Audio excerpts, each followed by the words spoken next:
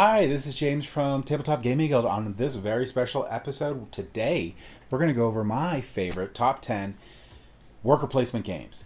Now, these are my favorite top 10 worker placement games. There's thousands and thousands of worker placement games out there I probably haven't played. I'm really interested in knowing what your favorite worker placement games are. So as you go through this and hear this, please put them in the comments down below. What is your favorite worker placement game? So without further ado, let's go ahead and get this started.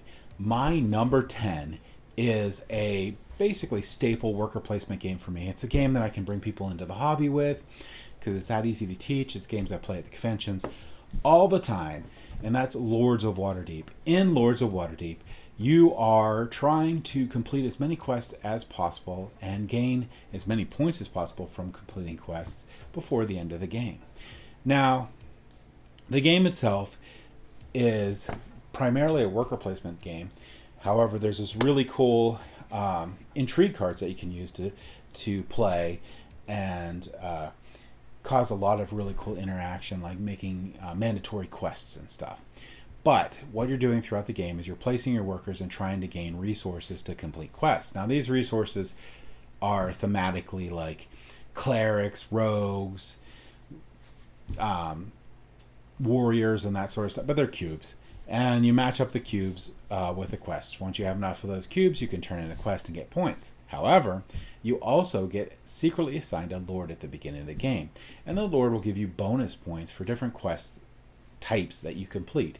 So it sort of gives you, like, I would probably want to complete these quest types over any of the others because I'll get the bonus points. So it sort of helps you, nudges you along a certain path. Also prevents people from, in general, from all going after the same quests, and pushes you on that doesn't force it, but pushes you on a path. This game here plays really quickly. It's very intuitive to play and a lot of fun. It's also D&D themed, so that brings in a lot of people also. I love playing this game with first-time board game players or people new to the hobby. Really great introduction to it. And that's my number 10, Lords of Waterdeep. My number 9 is along a line of games from Uwe Rosenberg, and this number 9 is Feast for Odin. Feast for Odin is a huge, giant worker placement game with tons of different options for spaces you can go to gain resources and such. And then it also has this really cool board that you're trying to fill out to prevent loss of points, but also gain resources and points. And it's a polynomial, like, puzzle sort of thing with stuff you gain in. Now, along the lines of this game, you also have Caverna and Agricola, but no spoilers, those are coming up.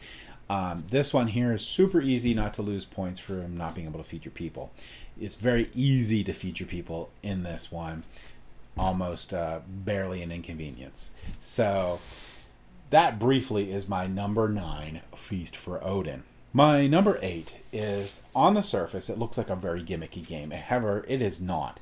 When you look at that, you see these big, huge gears on there, and you're like, you know. But those are actually integral to the mechanics of the board game, and that is Sulkin. And Sulkin, you are using this giant Mayan calendar thing, which is this gear that turns, and multiple different places you can place your workers. When you place your worker on one of these spaces, as time goes by, the gear is going to turn, and your worker is going to move to probably a more favorable, better spot. So you're going to want to leave your workers in general on that track for, as long as possible. Your actions for your turn are very simple too, so it's a very easy game to teach. You either place a worker or take a worker off. Things to keep in mind when you're playing the game, though, is for all intents and purposes, every player has a one-time chance to move the gear an extra turn on their turn. And this can be used to strategically make someone that's getting very greedy with their worker waiting until it gets to the end to get that last best bonus, have their worker fall off, and then they gain no benefit from that area they placed their worker. So something to keep in mind. Really tight management game. There is a mechanism in this game where you need to have enough grain to feed your people. It becomes easier as the game goes by, and you'll get more stuff. But really fun, really love Sulkin. And that was my number 8. My number 7 is another reappearance of an Uwe Rosenberg game, and this one here is going to be Caverna. I like Caverna better than Feast for Odin, although Feast for Odin is fine. And Caverna, it seems like, for myself, it's a little bit more easy to teach. It has a really cool dwarven theme in it. You get to do some cool stuff like going out and questing, leveling up your shields, building up your cave on there. And like Feast for Odin, it's pretty darn easy to feed your people in this. So you can prevent point loss for the most point for not being able to feed your people. It's a more straightforward game than one of the ones I'm coming up with in way that you can do strategies, but it still has a lot and a lot more straightforward than Feast for Odin for the different strategies that you can take. But it's still very open in which strategy you want to do. And that is Caverna. My number 6 has squishy berries, and it's a really cool, fun woodland themed, and that is Everdale. Everdale has an amazing board presence. It has this giant cardboard tree that you put out that you put your cards on. Well, for the cards to go on the bottom, but you put your other cards on the top there, and then you also put your additional workers that you can get throughout the game. And really straightforward worker placement game, so it's very, very easy to teach, and it's a lot of fun. You're actually tableau building in this one. You're trying to build the best woodland village, and you bring in like different structures and other woodland creatures to help out, and the first person to I don't remember off the top of my head. I think it might be 15, but whatever the limit is, first person to reach that triggers the end of the game, and the person who's gained the most points from the best tableau will win the game. Really great game, really good theme, really, really good component quality and overall quality of the game. Awesome, fun game, and that is Everdale. My number 5 is a game that's probably going to move up on my list because it is just that great. I just haven't played it enough yet. And that is Viticulture. In Viticulture, this one's published by one of my favorite publishers, and that's Stonemaier Games. Super, super high quality game for component quality and just overall, just the whole package for them. Stonemaier Games is really great with their quality of their games and their presentation of their games. Really great art, everything. But in Viticulture, what you're doing is you're trying to create wines and satisfy wine orders to be the first to get to, I believe, 25 points. Once that happens, the game end triggers, and the person with the most points at the end of that wins. Now, in the game of Viticulture, it has a couple really cool things. You have your own little board that you have to manage where you're going to be planting grapevines, you're going to be maturing grapes, you're going to be making wines and maturing those wines, and then selling those wines or grapes, and then preferably shipping out those wines to fulfill contracts, because you also get residual income from that, which is additional income every round. But the two really great things about this game is, one is I really like how you have two different sections of the board. You have the summer and the fall, and you have a limited amount of workers, and you have to determine where you're going to place them in the summer or the fall. When the summer hits, you're going to be planting your grapes, you're going to, planting your vines and getting everything ready, and you'll be placing your workers out for that. In the fall, whatever remaining workers you have after you've passed for the summer, you're going to be using the fall, and the fall is going to be harvesting those grapes and creating the wines and selling them and shipping them off. So there is a lot to decide in this game from just that dynamic where you have two different, basically, sections of the board that fire off at different times, and you have to manage your workers correctly. That brings me to the second point that's really cool about this game is you have a grande worker. Unlike most other worker placement games where you can get completely blocked out of an area, the grande worker, which you have one of, allows you to take that action anyway, even if the area is blocked off. This is wonderful because this prevents from that one action that I needed to do that this round got blocked. Well, now you can use your strategy and determine when you want to place that grande worker. What is the most important action that you want to take? And with that, you don't actually have to race to be the first to it. You could do other actions that help support it before then and hold that grande worker until you need it. So I really, really love that. Overall, very solid game. Really wonderful worker placement game that I highly recommend, and that is Viticulture, and my number 5.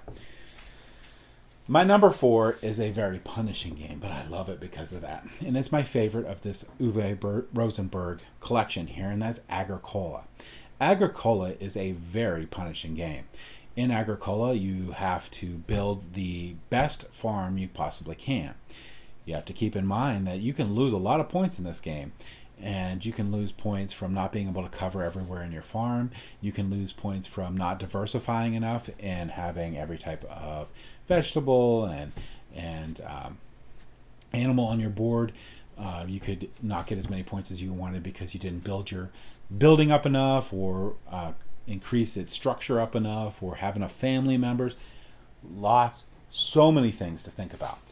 But not only that, every round at the end, well, not at rounds go at the beginning is the longest, 5 or 6, and then it gets lower and lower until the last one's one turn or one round before you have to feed your people. But at the end of each of these cycles or seasons, you have to feed all your people. And if you don't, it's very punishing and you lose lots of points. So part of the driving factor is making sure you have enough food to feed everyone in your family. And then also balancing out, being able to have a diverse collection of stuff on your board, cover everywhere on your board, just so much stuff to think about. I highly recommend, if you play this game, that you play it without the cards, which it recommends also, at least 2 or 3 times.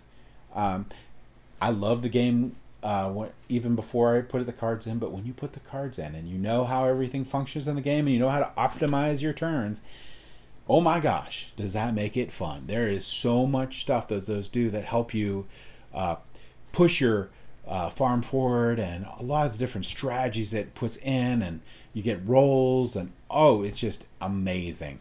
The cards really make the game, and there's multiple different stacks in it, so there's so much replayability in Agricola. It is insane. So if you don't mind a game that's a little bit punishing, I would highly recommend Agricola. And that was my number 4. My number 3 is Raiders of the North Sea. Oh my gosh. First off, I love Viking themes, so that had me right there. Second off, I really love that mechanic in this series where you place a worker, do whatever that place says, then pick up a different worker and do whatever that says, and you only ever actually have one worker the entire game. It is amazing. There's different type of workers in this game, and you gain them by going to different spots or raiding farther and farther into the mainland. And there's a lot of things to think about, and this is basically a really heavy resource management game along with a worker placement. And it really has a really good ramp up towards the end of the game where people are finishing the last couple of fortresses. Really highly recommend this game. Really good worker placement game. Like the Viking theme, 100% get it. Like worker placement games, 100% check it out. Really great game. So my number 2 is a hybrid game. It is a deck builder and a worker placement game, and that is Dune Imperium. Dune Imperium is phenomenal. You have to build your best deck, which it doesn't get that large throughout the game. And at the same time, you have to look at those cards you're building and using for things and make sure that you're able to place your workers on the board where you need to have them go. The game itself ends it when someone gets 10 points. It's really, points are a big deal in this game, which I also really like. You can go up the different factions to get to the top of those. You get a point for that. 4 different ones, I believe. And you could get points for doing the battles at the end of every round and winning those most of the time. You'll know because there'll be a card that flips over that tells you. You get a point. You can get points from that. So many things you can do. So many different. You have spice that you have to manage. You have to balance getting those cards at the end of the game, or end of the round for you. Because you're going to use those cards to place workers out, and when you run out of workers, you're going to have remaining cards in your hand. So then you're going to go to your buy phase, and at that point, you're going to these are multi-purpose cards. Look at the bottom of the card, and that's going to be how much money or power you get. If you get money, you can buy stuff from the market row. If you get power, you can push up your overall power for the battle that's going to occur. And just so much stuff. And even if you don't like Dune, the I'm not 100% on the Dune theme, I still love this game. A lot of people that I play this game with love the game, don't like Dune. It's just an amazing game. And that is Dune Imperium. And my number 2. My number 1 is very similar to my number 3. But it took basically all the expansions from Raiders of the North Sea, took the essence of that and made it into a solid base game with all that together. And there's some stuff I love from the Raiders of the North Sea expansions, and that is Raiders of Cythia. Basically same idea, same place a worker, do something, pull a worker, do something, push out into, this way's down, but what doesn't matter, move out farther into the mainland to raid, to get more resources, to push yourself forward for more points. But like I said, it added all those really cool elements of the different expansions into it. And one of the things I really love about Raiders, one of the Raiders expansions, and this one is the people that you build to be your crew as you're going forward can get wounded, and when they get wounded, they become less useful. So you have to cycle through your crew. In the base game of Raiders of the North Sea, you could get the perfect crew and basically have an advantage over other players. But with this, it sort of negates that, because you are going to have to replace these crew members. They aren't going to be there forever. They're getting wounded and all sorts of stuff. Really, really, really solid worker placement game. Another one with phenomenal components. Easy to teach. Really quick to play. We can play it in like 60 minutes or so. Really great game. And that is Raiders of Cythia. And that is my top 10 list of worker placement games.